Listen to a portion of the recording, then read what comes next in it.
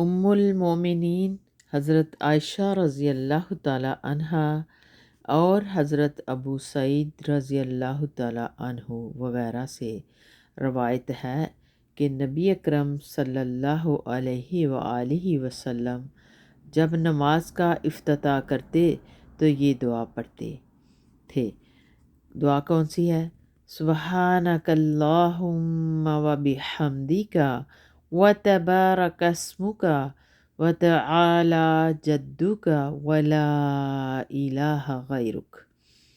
اے اللہ، تو اپنی تعریفوں کے ساتھ پاک ہے، تیرا نام برکتوں والا ہے، تیری شان بہت بلند ہے اور تیرے سوا کوئی معبود برحق نہیں ہے۔